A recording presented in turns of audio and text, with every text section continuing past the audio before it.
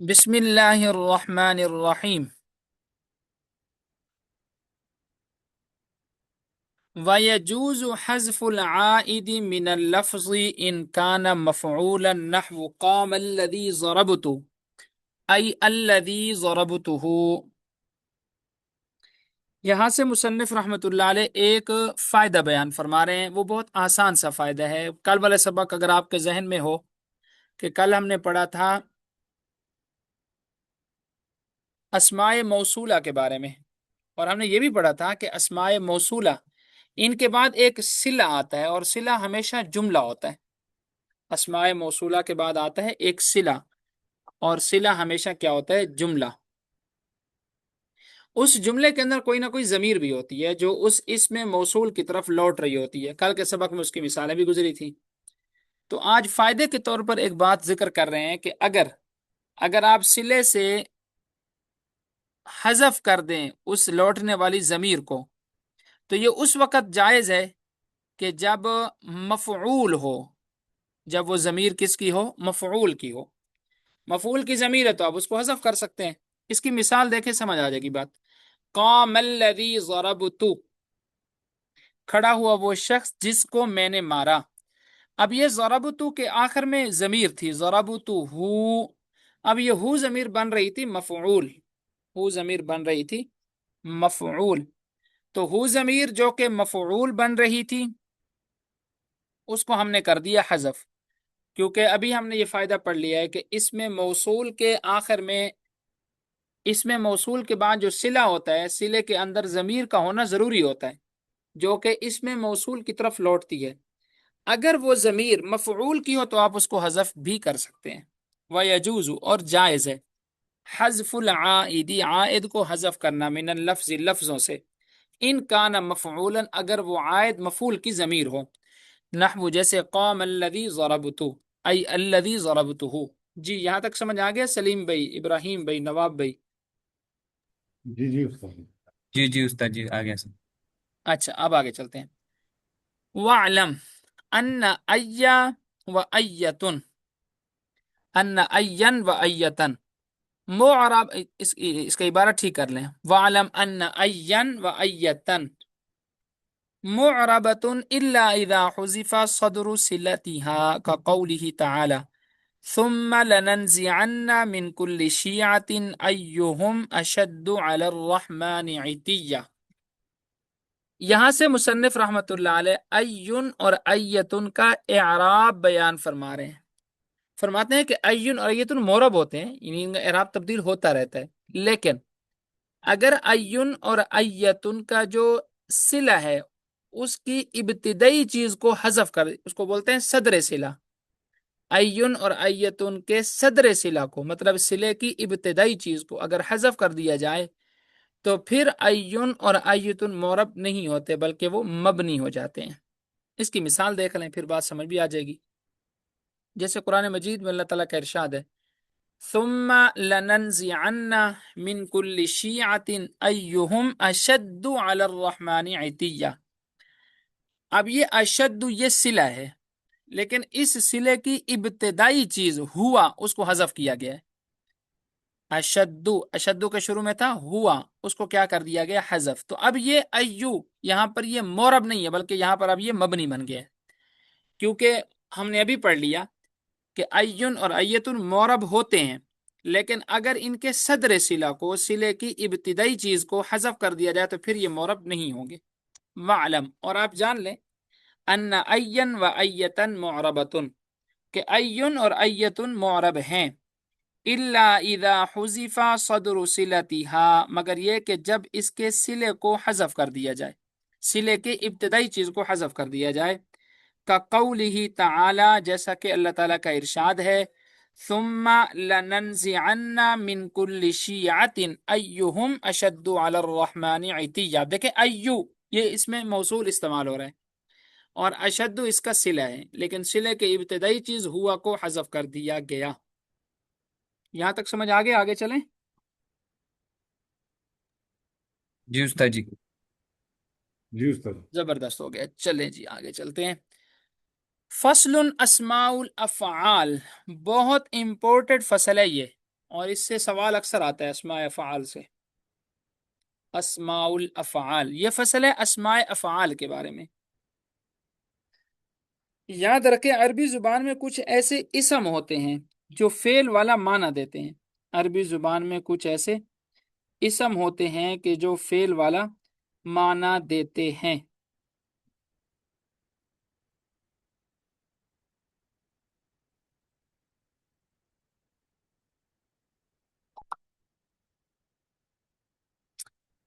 تو اسماء افعال انہی اسماء کو کہا جاتا ہے کہ ہوتے تو وہ اسم ہے لیکن وہ معنی فعل والا دے رہے ہوتے ہیں. اب ہم اس کی تفصیل پڑھتے ہیں انشاءاللہ.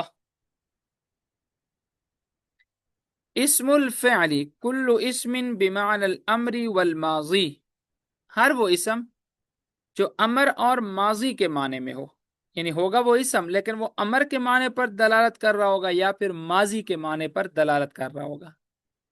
اب آپ سے کوئی سوال کر سکتا ہے کہ یار اسماء افعال کس کو کہتے ہیں، تو آپ کہیں گے یہ وہ اسماء ہوتے ہیں کہ ہوتے تو اسم ہے لیکن ان کے اندر ماضی والا معنی یا پھر ان کے اندر امر والا معنی پایا جاتا ہے.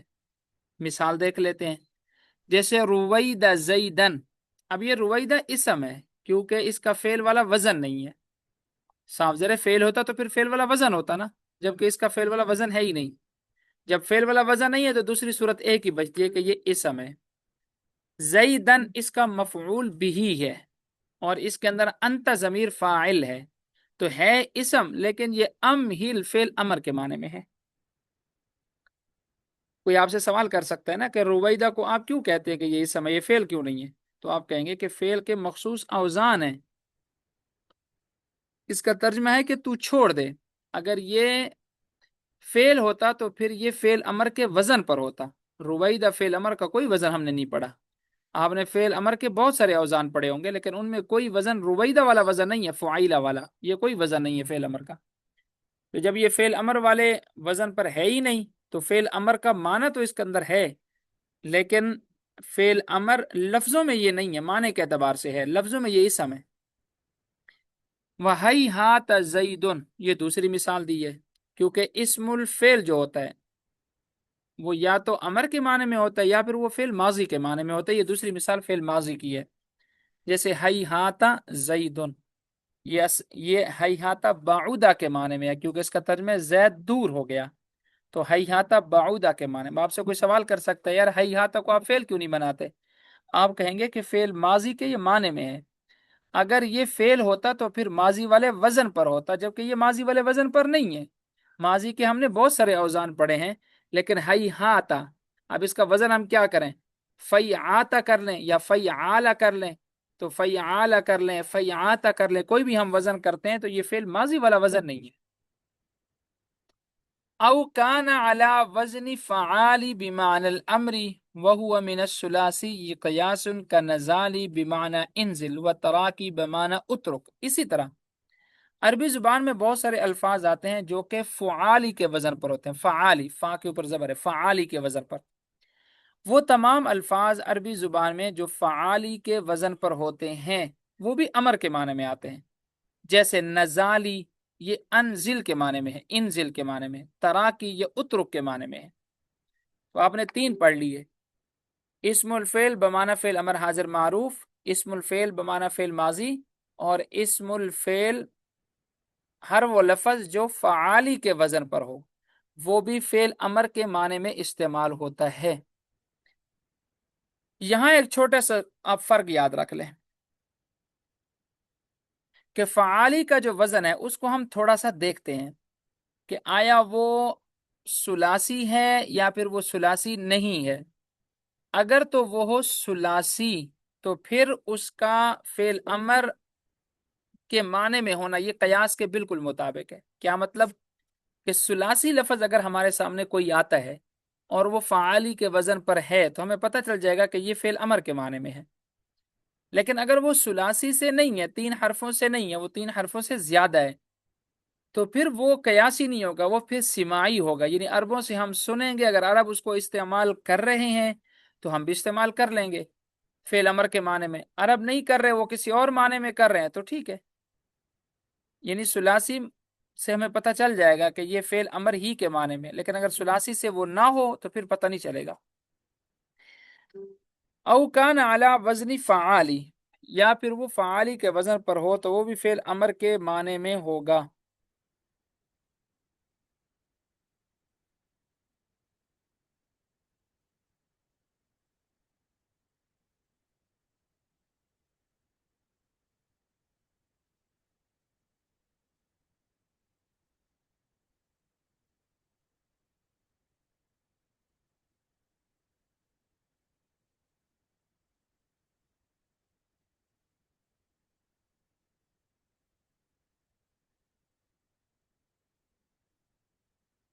اچھا جی، وَهُوَ مِنَ الثُّلَاثِ قیاس، اور یہ ثلاثی سے تو قاعدے کے مطابق ہے، قیاس کے مطابق ہے، کہ نزالی، جس طرح کہ نزالی کا لفظ ہے یہ انزل کے معنی میں ہے، اور تراکی کا لفظ ہے یہ اترک کے معنی میں ہے۔ وَيُلْحَقُ بِهِ فَعَالِ مَصْدَرًا مَعْرِفَةً كَفَجَارِ بمعنى الفجور، او صفة للمؤنث نحو یا فساقی بمعنى فاسقہ، یا لکاعی بمعنى لاکعہ، او علما للاعیان مؤنثا ککطامی وغلابی وحضاری۔ اچھا، یہاں سے مصنف رحمۃ اللہ علیہ ایک فائدہ بیان فرما رہے ہیں۔ فائدہ یہ ہے کہ بسا اوقات فعالی کا لفظ آتا ہے لیکن وہ مصدر معرفے کے معنی میں ہوتا ہے، وہ فعل امر کے معنی میں نہیں ہوتا۔ عرب ایسا کرتے ہیں کہ کوئی لفظ لے کر آئیں گے جو کہ فعالی کے وزن پر ہوگا لیکن وہ امر کے معنی میں نہیں ہوگا بلکہ وہ مصدر معرفے کے معنی میں ہوگا، جیسے فجار۔ اب یہ فعال کا وزن ہے فجار، لیکن یہ الفجور مصدر معرفے کے معنی میں ہے۔ کبھی کبھی فعالی کا وزن یہ لے کر آتے ہیں اہل عرب اور اس کو مؤنث کے لیے استعمال کرتے ہیں، جیسے فساق، یہ فاسقہ کے معنی میں ہے، لکا لاکعہ کے معنی میں ہے۔ فساق فاسقہ عورت کو کہا جاتا ہے اور لکا کمینی عورت کو کہا جاتا ہے۔ اور کبھی کبھی اہل عرب فعالی کا وزن لے کر آتے ہیں لیکن اس کو مؤنث کے لیے بطور علم استعمال کرتے ہیں، بطور نام استعمال کرتے ہیں، جیسے قطام، غلاب، حضار۔ یہاں تک سمجھ آ گیا؟ جی استاد بہت آسان ہے، جی استاد بہت آسان ہے کہ آپ نے یہ دیکھنا ہے کہ فعالی کا جو وزن ہے وہ کبھی فعل امر کے معنی میں ہوتا ہے، کبھی وہ فعل امر کے معنی میں نہیں ہوتا۔ اگر وہ فعل امر کے معنی میں ہوگا تو ہم دیکھیں گے کہ اگر وہ ثلاثی سے ہے تو بالکل قیاس کے مطابق ہے، قاعدے کے مطابق ہے، کہیں پر بھی یہ وزن آ جائے گا تو ہمیں پتہ چل جائے گا کہ یہ فعل امر کے لیے استعمال کیا گیا ہے۔ لیکن اہل عرب ہمیشہ ایسا نہیں کرتے، بلکہ وہ کیا کرتے ہیں کہ وہ بسا اوقات فعالی کے اوزان لے کر تو آتے ہیں لیکن کبھی وہ اس کو مصدر معرفے کے معنی میں لے لیتے ہیں، کبھی وہ اس کو مؤنث کی صفت بنا دیتے ہیں، کبھی وہ اس کو بطور علم کے استعمال کرتے ہیں مؤنث کے لیے۔ ہر ایک کی مثال ہے، جیسے الفجاری، یہ فعالی کے وزن پر لیکن یہ الفجور مصدر معرفے کے معنی میں ہے۔ اسی طرح فساقی فعالی کے وزن پر ہے لیکن یہ فاسقہ عورت کے لیے بولا جاتا ہے، فاسقہ اس عورت کی یہ صفت کے طور پر استعمال کیا جاتا ہے جو فاسقہ ہو، کھلے عام گناہ کرتی ہو۔ اور اسی طرح لکاعی، یہ لاکعہ کمینی عورت کے لیے لفظ بولا جاتا ہے۔ یا پھر یہ فعالی کا وزن اہل عرب لے کر آتے ہیں لیکن اس کو یہ استعمال کرتے ہیں مؤنث کے لیے بطور نام، جیسے قطام، غلاب، حضار، اور یہ نام بطور اس کے علامت کے ہوتا ہے، علم کے ہوتا ہے، نام اس کے بطور علامت کے بن جاتا ہے۔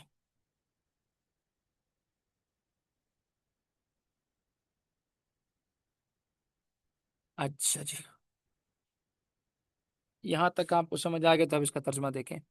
وَيُلْحَقُ بِهِ، اور فعالی کے ساتھ ملحق کیا جاتا ہے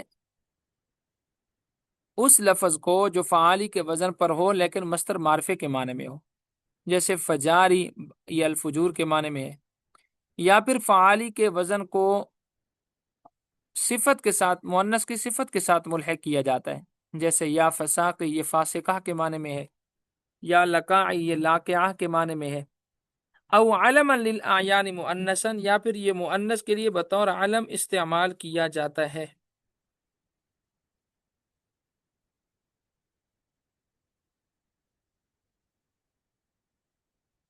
جس طرح کہ قطام، غلاب، حضار۔ وهذه الثلاثة ليست من اسماء الافعال، اور یہ تینوں قطام، غلاب اور حضار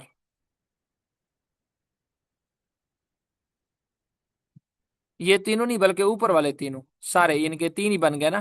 ایک فعالی مصدر معرفے کے معنی میں، ایک فعالی صفت مؤنث کے لیے، اور ایک فعالی مؤنث کے لیے بطور علم. یہ تینوں جو ہیں فرماتے ہیں کہ یہ پھر اسماء افعال میں سے نہیں ہوں گے. پھر یہاں ایک سوال پیدا ہوتا ہے کہ جب یہ اسماء افعال میں سے ہیں ہی نہیں تو مصنف نے یہاں ذکر کیوں کیے ہیں؟ یہ تو اسماء افعال کی بحث چل رہی ہے نا.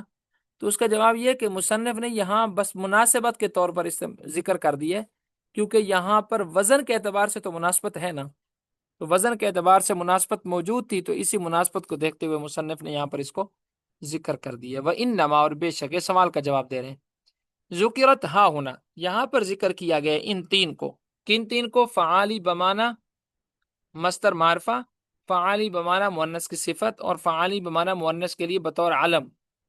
ان تینوں کو یہاں پر ذکر کیا گیا مناسبت کے طور پر بس، وگرنہ تو یہ اسماء افعال کی بحث ہے، اسماء افعال ہی ذکر کرنے چاہیے تھے. ابھی اسماء افعال تو ہے نہیں لیکن پھر بھی ذکر کیے ہیں. چلیں اس کو یہاں تک کرتے ہیں.